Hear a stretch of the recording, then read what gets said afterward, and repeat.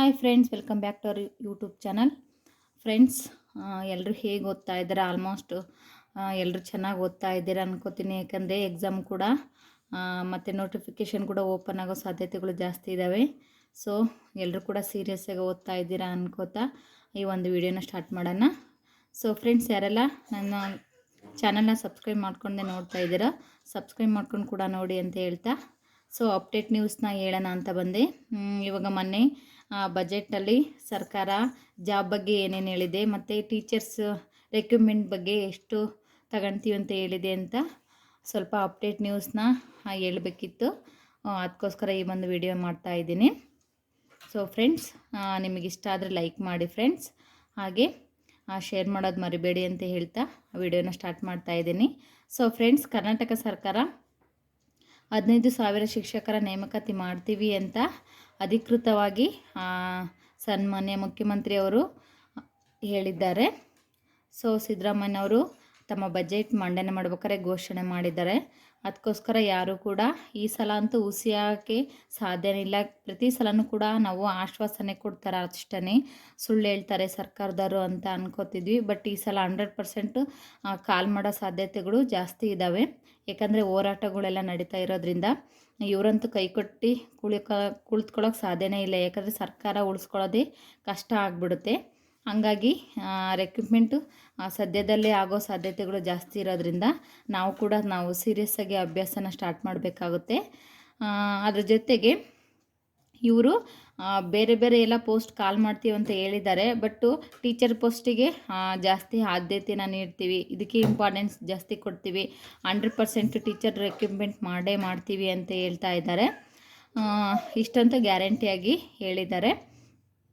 So ಇದರಲ್ಲಿ ಏನು ಗೊತ್ತಾ, ಕೇವಲ PST ಅಥವಾ GPT HSTR ಒಂದಕ್ಕೆ ಮಾತ್ರ ಅವರು ಇಂಪಾರ್ಟೆನ್ಸ್ ಕೊಡ್ತಾ ಇಲ್ಲ.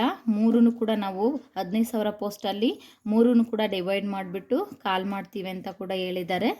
ಆದ್ದರಿಂದ ನಾವು ಕೂಡ ಚೆನ್ನಾಗಿ ಸ್ಟಡಿನೂ ಕೂಡ ಮಾಡ್ತಾ ಇರೋಣ ಅಂತ. ಯಾಕೆ ಗೊತ್ತಾ, ಈ ಸಲ KPSC ಅವರು ಸ್ವಲ್ಪ ಡಿಲೇ ಮಾಡ್ತಾಯಿದ್ರು. ಬಟ್ KER ಅಥಾರಿಟಿಯಲ್ಲಿ ನಡೀತಾ ಇರೋದ್ರಿಂದ ಎಕ್ಸಾಮ್ಗಳು ಸ್ವಲ್ಪ ಬೇಗನೆ ನಮಗೆ ಪ್ರೋಸೆಸ್ಗಳೆಲ್ಲ ಸ್ಟಾರ್ಟ್ ಆಗುತ್ತೆ. ರಿಸಲ್ಟ್ ಕೂಡ ಬೇಗನೆ ಬರೋದ್ರಿಂದ ನಾವು ಕೂಡ ಸೀರಿಯಸ್ಸಾಗಿ ಬೇಗ ಎಕ್ಸಾಮಿಗೆ ಪ್ರಿಪೇರ್ ಆಗಲೇಬೇಕಾಗುತ್ತೆ. ಇದರಲ್ಲಿ ಯಾವುದೇ ಮೀಸಲಾತಿ ಮತ್ತು ಏನೂ ಕೂಡ ಅಡ್ಡಿ ಮಾಡಲ್ಲ. ಮೊದಲಿದ್ದಂಥ ಸಿ ಅಂಡರ್ ರೋಲಲ್ಲೇ ನಾವು ಮಾಡ್ತೀವಿ ಅಂತ ಹೇಳಿದ್ದಾರೆ. 56% ಮೀಸಲಾತಿ ಏನು ಕೋರ್ಟಲ್ಲಿ ನಡೀತಾ ಇದೆಯಲ್ವಾ, ಅದು ಏನು ನೇಮಕಾತಿಯಲ್ಲಿ ಅಡ್ಡಿ ಮಾಡಲ್ಲ. ಅದನ್ನು ನಾವು ಸದ್ಯಕ್ಕೇನು ಇದಕ್ಕೆ ತರಲ್ಲ. ಮೊದಲಿರುವಂಥ ಮೀಸಲಾತಿ ಅಡಿಯಲ್ಲೇ ನಾವು ಎಕ್ಸಾಮ್ನ ಕಾಲ್ ಮಾಡ್ತೀವಿ ಅಂತ 100% ನಮಗೆ ಭರವಸೆನ ನೀಡಿದ್ದಾರೆ. ಸೊ ಅದಕ್ಕೋಸ್ಕರ ನಾವು KER ಕೂಡ ಡಿಲೇ ಮಾಡಲ್ಲ, ಬೇಗನೆ ಎಕ್ಸಾಮ್ಗಳನ್ನ ಕರೀತಾರೆ. ಸೊ ಇಷ್ಟು ಎಕ್ಸಾಮ್ ಅಪ್ಡೇಟ್ ಬಗ್ಗೆ ಆಯಿತು. ಅಂದರೆ ಟೀಚರ್ ಪೋಸ್ಟು ತುಂಬ ಜನ ಕಾಲ್ ಮಾಡಲ್ಲ. ಅದರಲ್ಲಿ PSTR ಅಷ್ಟೇ ಕಾಲ್ ಮಾಡ್ತಾರೆ, GPT ಕಾಲ್ ಮಾಡಲ್ಲ, HSTR ಅಷ್ಟೇ ಕಾಲ್ ಮಾಡ್ತಾರೆ. ಈ ಥರ ತುಂಬ ಕ್ವಶನ್ಗಳು ನಮ್ಮ ತಲೆಯಲ್ಲೇ ಬಂದಿರೋದ್ರಿಂದ ಸೊ ಅವರು ಕ್ಲಿಯರಾಗಿ ಹೇಳಿದ್ದಾರೆ ನಮಗೆ. ಅದರಲ್ಲಿ ಎಲ್ಲವೂ ಕೂಡ ಡಿವೈಡ್ ಮಾಡಿಬಿಟ್ಟು ಟೋಟಲ್ 15,000 ಟೀಚರ್ ಪೋಸ್ಟ್ನಂತೂ 100% ತಗೋತೀವಿ ಅಂತ ಹೇಳಿದ್ದಾರೆ. ಸೊ ಪ್ರತಿ ಸಲ ಆದಂತೆ ಈ ಸಲ ಆಗೋದೇ ಇಲ್ಲ. ಈ ಸಲ ಬೇಗ March 23ನಲ್ಲೇ ನಾವು ಎಲ್ಲ ನೋಟಿಫಿಕೇಷನ್ಗಳು ಕೂಡ ಓಪನ್ ಆಗ್ತವೆ. ಸೊ ಎಲ್ಲವೂ ಕೂಡ ಅಪ್ಲಿಕೇಶನ್ ಕಾಲ್ ಮಾಡಿಬಿಟ್ಟು ನಮಗೆ ಎಕ್ಸಾಮ್ನ ಕಾಲ್ ಮಾಡಿ ಬೇಗ ರಿಸಲ್ಟ್ ಕೊಡೋ ಸಾಧ್ಯತೆ ಜಾಸ್ತಿ ಇದೆ. ಸೊ ಹಂಗಾಗಿ ಯಾರೆಲ್ಲ ನಾವು ಆರ್ಡರ್ ಕಾಫಿ ತಗೊಂಡು ಜಾಬ್ ಮಾಡಬೇಕು ಅಂತ ಖುಷಿಯಾಗಿ ಇದೀವೋ ಅವರೆಲ್ಲರೂ ಕೂಡ ನಾವು ಪ್ರಯತ್ನವನ್ನು ಮುಂದುವರಿಸಬೇಕಾಗುತ್ತೆ. ಅದರಿಂದ ಇಲ್ಲಿ ಶಾಲೆಗೆ ಮುಖ್ಯಮಂತ್ರಿಗಳು ತುಂಬ ಇಂಪಾರ್ಟೆಂಟ್ ಕೊಡ್ತಾ ಇದ್ದಾರೆ. ಸ್ವಲ್ಪ ಶಿಕ್ಷಣಕ್ಕೆ ಆದ್ಯತೆನ ಜಾಸ್ತಿ ನೀಡಬೇಕು, ಇಲ್ಲಿ ಟೀಚರ್ಸ್ ಪೋಸ್ಟ್ಗಳನ್ನ ಕರಿಬೇಕು. ಅದರ ಜೊತೆಗೆ ಅದರಲ್ಲಿ ಇನ್ನೂ ಏನಪ್ಪ ಅಂದರೆ ಹೈದರಾಬಾದ್ ಕರ್ನಾಟಕಕ್ಕೆ ನಮಗೆ ಅನಿವಾರ್ಯ ಆಗಿದೆ, ಅಲ್ಲಂತೂ ನಾವು ಕಾಲ್ ಮಾಡಲೇಬೇಕಾಗಿದೆ ಅಂತ ಹೇಳ್ತಾ ಇದ್ದಾರೆ. ಸೊ ಹೈದರಾಬಾದ್ ಕರ್ನಾಟಕಕ್ಕೆ ತುಂಬ ಪೋಸ್ಟ್ ಕಾಲ್ ಮಾಡೋ ಸಾಧ್ಯತೆ ಇದೆ. ಅದರಲ್ಲಿ PSTR ಜಾಸ್ತಿ ಹೈದರಾಬಾದ್ ಕರ್ನಾಟಕದಲ್ಲೇ ಮಾಡ್ತಾರೆ ಅಂತ ಹೇಳ್ತಾ ಇದ್ದಾರೆ. ಬಟ್ ಬೇರೆ ಕಡೆ ನಾನ್ ಹೈದರಾಬಾದ್ ಕರ್ನಾಟಕದಲ್ಲಿ ಅಲ್ಲೂ ಕೂಡ ಕಾಲ್ ಮಾಡ್ತಾರೆ. ಬಟ್ ಪೋಸ್ಟು ಹೆಂಗೆ ಡಿವೈಡ್ ಮಾಡ್ತಾರೆ ನಾವು ಕಾದು ನೋಡಬೇಕಾಗುತ್ತೆ. ಬಟ್ ಒಂದೇ ಕಡೆ ಮಾತ್ರ ಕಾಲ್ ಮಾಡಲ್ಲ, ಎರಡೂ ಕೂಡ ಕಾಲ್ ಮಾಡ್ತೀವಿ. ಸ್ವಲ್ಪ ಡಿಲೇ ಆಗ್ಬೋದು ಅಷ್ಟೇ ಅಂತ ಹೇಳ್ತಾ ಇದ್ದಾರೆ.